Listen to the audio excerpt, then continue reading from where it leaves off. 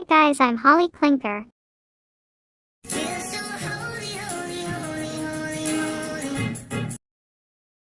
Do you find it hard to summarize any piece of English literature?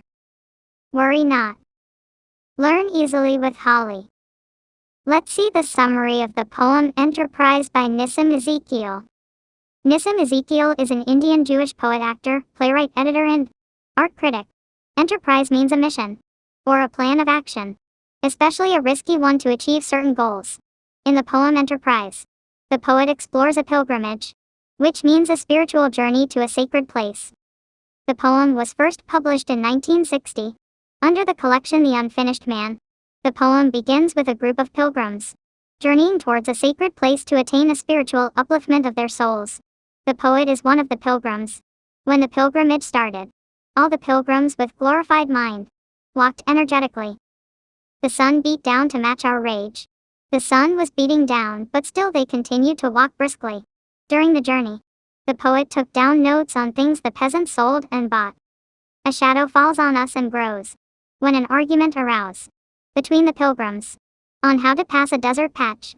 One of the pilgrims, who in the poet's opinion was the best among the other pilgrims, left the group. Thus a shadow fell upon the group. That is, a sense of bitterness aroused in the hearts of the pilgrims. The spiritual journey was meant to teach togetherness or unity. Instead it led to the separation of the group. During the journey, the pilgrims were twice attacked and robbed.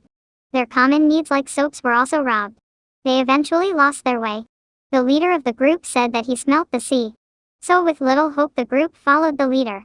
But unfortunately they found no sea. The trip had darkened every face. Finally, when they reached the place, they hardly felt the purpose of the journey. They were all tired and distressed. The journey was meant to build peace of mind and power of soul. But the pilgrims were completely exhausted and downhearted instead. The poem ends with the following line: "Home is where we have to gather grace." Thus the poet and his fellow pilgrims were convinced that home is the best place to gather grace. As the old saying goes, east or west, home is the best. Thank you. Please subscribe and support. Please subscribe and support. Please subscribe and support.